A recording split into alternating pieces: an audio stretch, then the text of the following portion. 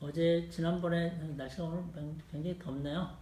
더워서 그냥 푹푹 찌는데 날씨 더운 날씨에도 저희 병원은 이렇게 치료받으시러 오시는 환자분께 감사의 말씀 드리면서요. 오늘 시작하겠습니다. 강의라고 말을 하려고 그랬는데 강의는 아니고 아무튼 그냥 편하게 들어주시면 감사하겠습니다. 제가 오늘 말씀드릴 거는 소아 휜다리의 그 구체적인 치료 방법 그겁니다. 그래서 사실 그 소아는 어른하고 많이 다르다고 지난번 말씀드렸죠. 그렇기 때문에 수술을 안 해도 치료가 가능하고요. 어른들은 딱 고정이 된 변형이기 때문에 뭐 다른 치료 방법으로 뭐 이렇게 재활치료나 운동치료 방법으로는 굉장히 힘들어요. 그 치료가. 그래서 근데 그러나 소아는 뼈 자체가 이렇게 약간 부드럽다고 그럴까요? 그렇기 때문에 운동치료나 재활치료 혹은 뭐 보조기 치료만으로도 그 치료가 가능해요. 그래서 소아를 치료할 때는 어떤 휜다리만 치료하는 게 아니고요. 어떤 자세 전체가 같이 들어가는데 특히 뭐 소아 평발부터 외반슬, 내반슬, 그다음에 골반 틀어짐, 크게는 척추측만증까지 같이 이렇게 잡아주면서 치료를 하게 됩니다. 그래서 뭐 족부 보조기, 흔히 이제 깔창이라고 그러죠. 그래서 깔창이라는 단어는 조금 사용하기가 조금 어색한데요. 정확한 말은 족부 보조기라고 얘기를 하고요. 우리나라는 그냥 정형외과 가서 다 보고 있지만 미국에는 포디아트릭스라고 해서 족부 내과가 있어요. 그래서 그 족부 내과 전문의도 따로 있고, 그래서 그 선생님들이 이제 그런 족부 보조기에 대한 아주 체계적이고 아주 과학적으로 연구된 그런 치료를 많이 하고 있습니다. 그래서 아이가 일단은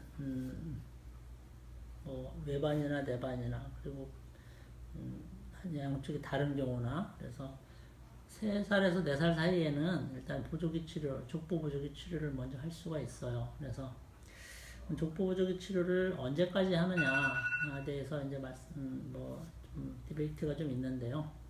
보통은 어떤 분들은 성인이 될 때까지, 그러니까 사춘기 지나서 어느 정도 뼈 형성이 될 때까지 하시려는 분도 있고요. 어떨 때는 아이의 불균형이 맞춰질 때 그냥까지 한 6개월 이내에 다 치료가 끝나야 된다고 말씀하시는 분이 있어요. 그래서 저의 경우에는 일단은 그렇게 장기적인 치료보다는 단기적으로 일단 보면서 치료를 해가면서 어느 정도 됐다 하면 보조기를 빼죠. 근데 이게 족부 보조기 치료는 성인하고 달리 좀 문제점이 있는 게 아이가 발이 자꾸 크잖아요. 자꾸 크기 때문에 그거를 보조기 치료도, 그러니까 깔창도 아이가 발이 크면 거기에 대해서 갈아줘야 돼요. 그래서 보통 1년에서 1년 반 사이가 되면 그거를 이제 갈아주게 되는데 그래서 발의 크기에 따라서 갈아주는데, 그럼 과연 이 족부 보조기가 어떤 역할을 하는가? 일단은 1번은 그 발에 그 무너진 아치라고 그러죠. 잠깐. 여기 보시면 이제 발이 있는데, 원래 발은 스프링이 들어있어서, 스프링 역할을 하는 인대가 들어있어서 이렇게 C자 모양으로 되어 있죠. 그래서 체중이 받쳐주면 늘어났다, 줄어들었다 하면서 쿠션 역할을 하는데, 이 쿠션 역할이 무너져 버린 게 평발이죠. 그러면 족부 보조기의 가장 큰 역할은 이 평발, 그 스프링 장치를 안에다 이렇게 넣어주는 거예요. 이렇게. 그래서 발이 무너지는 현상을 막아서 이에 따라서 오는 어떤 뭐 발목, 무릎, 골반의 변화를 잡아주는 거죠. 특히 양측의 차이가 있을 때는 이거를 잡아주면 굉장히 좀 좋은 효과를 보기도 해요. 자, 일단 그 평발을 잡고 나서는요, 두 번째 이제 하는 게, 일단 평발, 이제 족부 보조기로 이제 양측 이제 균형을 이렇게 맞추는 거죠. 이제 균형을 맞추는 건데, 이 균형이 맞게 되면 일단 외반이냐 내반이냐에 따라서 다른 치료를 해야 되죠. 근데 통상적으로 X다리는 이 오다리에 비해서 치료가 잘 돼요.